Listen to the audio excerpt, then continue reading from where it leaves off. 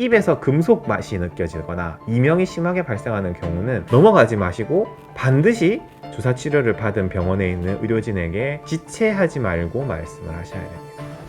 안녕하십니까, 연세척TV 시청자 여러분, 저는 마취통증학과 전문의 김범준입니다. 오늘은 국소마취제의 전신독성이라는 내용을 주제로 이야기를 해보도록 하겠습니다. 국소마취제의 전신독성을 영어로 하면 Local Anesthetic Systemic Toxicity라 그래서 줄임말로 라스트라고 표현을 하는데요, 오늘 영상에서는 앞으로 요 국소마취제의 전신독성을 계속 라스트라고 표현해서 이야기를 진행을 해보도록 하겠습니다. 자, 국소마취제가 처음에 어떻게 시작됐는지부터 얘기를 좀 해볼게요. 이 국소마취제가 이제 사람한테 쓰이기 시작하면서부터 사실 수술은 획기적인 발전을 이루었습니다. 그 이전에서는 마취가 잘 안 됐겠죠. 마취가 잘 안 되니까 수술을 어떻게든 빨리 해결해야 되는 쪽으로 보통 방향이 잡혀져 있었었는데, 국소마취제를 수술에 사용을 하면서부터 수술 방법은 획기적인 발전을 거두게 됩니다. 그래서 이 국소마취제는 맨 처음에 코카인으로부터 시작이 됐어요. 이 알버트 니만이라는 사람이 자기는 코카입이라고 하는 나뭇잎을 입에 물고 있으면 입이 먹먹해지는 현상에 대해서 알고 있었다고 합니다.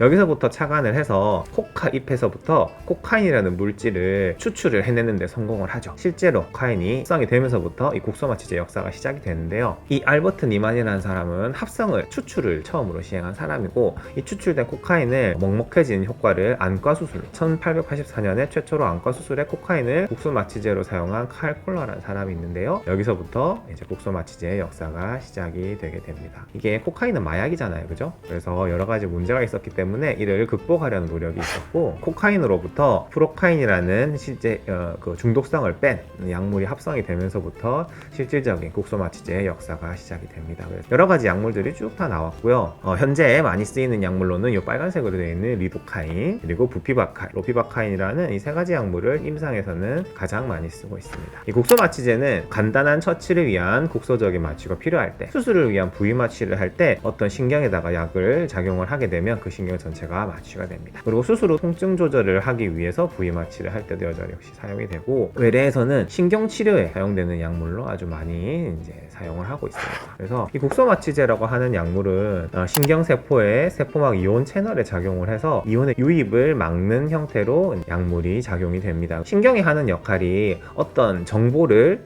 몸 안에서 이렇게 전달해주는 역할을 하는 건데, 그 전달을 끊어버리죠. 그래서 정기적으로 그 전달 과정을 끊는 그런 방식으로 작용이 됩니다. 이 국소마취제에 영향을 받은 신경은 전달 역할을 할 수 없기 때문에 어떤 통증이나 그런 상황이 뇌로 전달이 안 되면서 환자가 통증을 느끼지 못하게 되는 그런 상황이 되죠. 예민해진 신경을 안정화시키는 역할이 있고요, 신경의 염증을 완화시키는 역할을 하기 때문에 외래에서 국소마취제를 사용해서 신경치료를 하고 있는 것입니다. 환자분들께서 외래에서 신경치료를 했다고 하면 항상 이 국소마취제를 맞고 계신다고 생각하시면 되겠습니다. 이 국소마취제의 전신독성은 처음에 시작이 코카인이다 보니까 국소마취제 역사와 함께 계속 이어져 내려오던 거예요.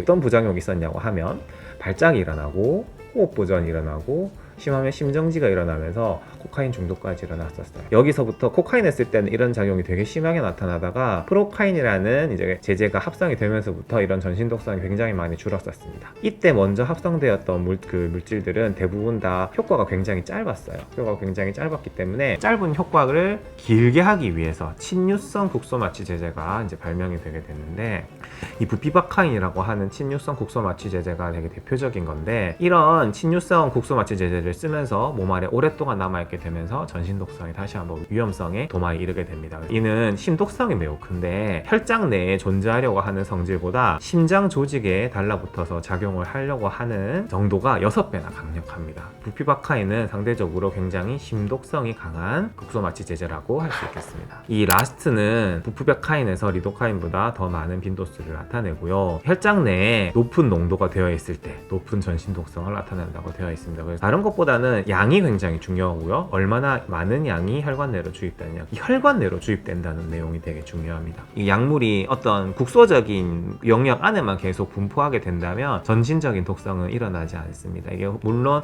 많은 양을 주입을 하게 되면 그게 전신적으로 흡수가 되면서 전신 독성이 일어나기도 하지만, 그렇게 작용을 하려면 정말 많은 양이 들어가야 되고요, 그것보다는 국소마취제가 혈관 내로 주입될 때 이런 전신 독성이 잘 일어납니다. 그래서 이런 혈관 내로 주입하는 거를 굉장히 굉장히 조심해야 되겠습니다. 나이가 많고 마른 환자분일수록 적은 양의 국소마취제를 주입을 한다고 하더라도 상대적으로 이 근육이 국소마취제를 담고 있는 어떤 저장소의 역할을 해주는데, 그래서 독성을 되게 막는 역할을 해줍니다. 그런데 나이가 많고 마른 환자의 경우에는 몸에 있는 근육량이 적어짐으로 인해서 국소마취제에 대한 전신독성의 위험성이 좀 더 올라간다고 할 수 있겠습니다. 이 증상은 만약에 주사약이 몸에 들어갔을 때 혈관 내로 들어간다고 한다면 그 혈관 내로 들어간 직후에 그런 증상이 일어날 수 있습니다. 하지만 주사가 되고 나서 1시간 이내에서는 조직에서 계속 흡수가 되면서 계속 이런 증상이 발현될 수가 있습니다. 조직 내에서 흡수가 돼서 전신적인 독성이 나타난다고 한다면 정말 많은 양 들어가서 있었을 때만 그런 전신 독성이 일어나기 때문에 혈관 내로 주사되었을 때가 가장 위험하다고 할 수 있겠습니다. 라스트의 증상입니다. 어떤 증상이 일어나느냐? 처음에는 입가의 먹먹함,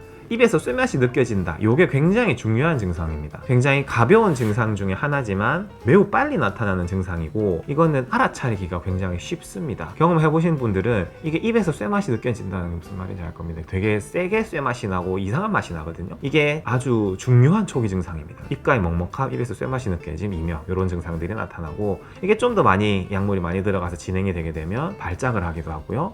환자분이 되게 혼란스러움을 느끼기도 하고요. 그리고 의식이 저하되면서 완전히 코마 상태에 빠지기도 합니다. 처음에는 발작같이 흥분성으로 나타나다가 이게 좀 더 시간이 많이 지속되고 많은 양이 들어간다고 하면 후기에는 의식이 저하되는 현상으로 나타나게 됩니다. 그리고 신경학적 증상 이후에 심혈관계 증상이 나타나기도 하는데요. 심혈관계 증상이 나타날 때는 빈맥, 그리고 섬액이 나타나면서 최종적으로는 심정지 상태까지 이르기도 합니다. 신경계 증상이 심혈관계 증상보다 먼저 발현되는 양상이 있습니다. 양이 많이 주입되거나 한꺼번에 혈관 내로 많은 양이 주입이 된다고 할 때는 신경학적 증상을 건너뛰고 첫 번째 나타나는 증상이 심혈관계 증상일 수도 있습니다. 라스트가 발생했을 때 치료는 전신 발작 발생 시에는 발작에 대한 처치를 하죠. 만약 거품을 물거나 이렇게 했을 때는 다치지 않도록 하면서 기도를 확보하는 게 가장 중요합니다. 그래서 그런 처치를 하고, 이게 발전을 해서 심정지 상황이 이르렀을 경우에는 이제 환자를 이제 살리기 위해서 심폐소생술을 진행하기도 합니다. 이렇게 하면서 반드시 동반되어야 할 것은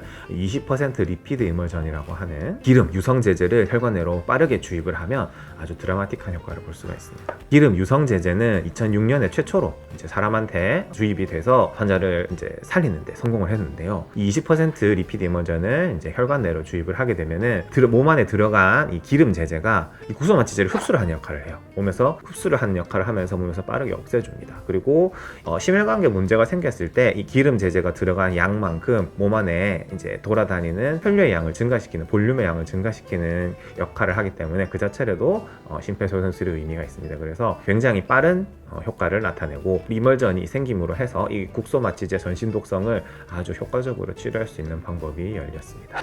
이제 치료 방법을 도식화한 건데요. 처음에 이런 환자가 이제 발생을 한다고 치면 주변에 이제 도움을 요청을 하고 호흡이나 심장이나 맞춰서 치료를 하게 되는데, 가장 중요한 것은 이 리피드 이멀전 테라피, 기름을 혈관 내로 주입하는 치료를 최대한 빨리 진행을 하는 것이 중요합니다. 이런 라스트를 예방을 하기 위해서는 초음파를 사용하거나 시암을 사용하거나 해서 최대한 시각적으로 바늘이 들어가는 것을 확인을 하면서 혈관 내로 국소마취제들이 주입이 되지 않도록 하는 것이 가장 중요합니다. 이런 초음파나 시암을 사용한다고 해서 100% 혈관에 들어가는 것을 막을 수는 없기 때문에 환자 감시를 이제 꼭 반드시 하는 것도 중요하고요. 국소마취제제를 주입을 하기 전에 반드시 이렇게 당겨봐서 혈액에 피가 나오는지 혈관 안에 들어가는지 확인을 3차적으로 다시 한번 하는 것도 중요합니다. 양을 많이 쓰지 않는 것도 중요해요. 그래서 필요한 만큼의 최소한의 국소마취제를 사용하는 것이 굉장히 중요합니다. 자, 여기까지는 전신적인 독성에 대한 내용이었고요. 국소마취제는 국소적인 독성도 있습니다. 고농도의 국소마취제를 사용했을 때, 사실 지금 현재 임상에서 사용하는 제재로 나와 있는 정도의 농도로는 고농도라고 하기는 힘듭니다. 그 이상의 정말 고농도의 국소마취제를 사용했을 때는 직접적인 신경손상을 일으켜서 마비가 된다든지 돌아오지 않는 마비를 일으킬 수도 있는데, 사실 이 고농도의 국소마취제에 의한 직접적 신경손상은 환자분들께서는 신경 쓰지 않으셔도 됩니다. 하지만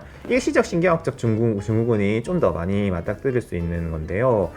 지금 신경치료를 하고 있는 병원에서는 이 리도카인이라는 제제를 되게 많이 사용하고 있는데, 일시적 신경학적 증후군의 위험성이 아무래도 좀 높습니다. 일시적인 방사통, 허리 통증, 저림, 감각 저하를 야기를 얘기를 하는데, 신경치료를 했는데도 오히려 뭐 바늘이 잘 들어가고 특별히 자극적이지 않았었는데도 며칠 동안 오히려 더 다리가 저리다거나 오히려 더 통증이 심해지거나 방사통이 심해지거나 하는 경우가 가끔 등장을 합니다. 이런 경우들이 대부분 이 일시적인 신경학적 증후군인데요, 국소마취제에 의한 신경 자극이 일어나서 그렇습니다. 그런데 이것은 일시적이기 때문에 시간이 며칠 정도 지나고 나면 이제 없어지는 경우가 대부분입니다. 너무 걱정하지 않으셔도 되고요. 이렇게 신경치료를 하고 나서 오히려 더 아파진다고 하더라도 2, 3일 정도는 관찰을 해볼 필요가 있고요. 그리고 너무 불편하다고 하시면 신경치료를 받았던 병원에다가 이런 일이 있다고 얘기를 해주시면 이런 조치를 받을 수가 있으실 겁니다. 그래서 이럴 수 있다는 거를 환자분들께서도 알고 계시면 도움이 되시겠습니다. 네, 사실 오늘 앞에 했던 얘기는 다 까먹으셔도 됩니다. 제가 오늘 하고 싶은 얘기는 딱 이건데요, 국소마취제는 전신적인 독성이 있습니다. 수술을 위한 마취를 하거나 외래에서 신경치료를 시행을 했을 때 사용되는 약물의 농도나 사용되는 약물의 양으로는 전신적인 독성을 크게 신경 쓰지 않아도 됩니다. 하지만 발생을 했을 때는 되게 큰일이 일어날 수 있습니다. 그래서 이거를 환자분께서 어떤 전조 증상이 있다고 불편하다고 의료진한테 얘기를 해주시는 게 굉장히 중요하거든요. 주사치료를 받은 뒤에 갑자기 입에서 금속 맛이 느껴지거나 이명이 심하게 발생하는 경우는 넘어가지 마시고 반드시 주사치료를 받은 병원에 있는 의료진에게 지체하지 말고 말씀을 하셔야 됩니다. 이 증상이 바로 발생하지 않다고 하더라도 수분 내에는 일어날 수가 있기 때문에 주사치료 후에 최소 10분 정도는 병원에서 휴식 후에 큰 문제 없음을 확인하고 귀가하시는 게 정말 중요합니다. 사실 외래에서 주사치료를 하고 있으면 주사치료를 하고 나서 환자분께서 크게 불편함이 없으시기 때문에 바로 집에 가시려고 하는 분들이 굉장히 많습니다. 대부분 다 바로 가고 싶어 하시죠. 꼭 10분 정도는 저희가 병원에서 관찰을 하자고 합니다. 귀찮다고 그냥 가시는 분들 되게 많은데 정말 부탁드립니다. 10분 정도는 저희가 관찰을 해야 되기 때문에 꼭 주사치료하고는 10분 정도 병원에서 휴식을 취하셨다가 충분히 휴식을 취하시고 귀가하시기를 권유드립니다. 오늘 영상이 내용이 도움이 되셨다면 이 영상을 주변에 많이 알려주세요. 영상을 주변에 알려주시면 치료는 저희가 하겠습니다. 연체척병원TV 김범준이었습니다. 감사합니다.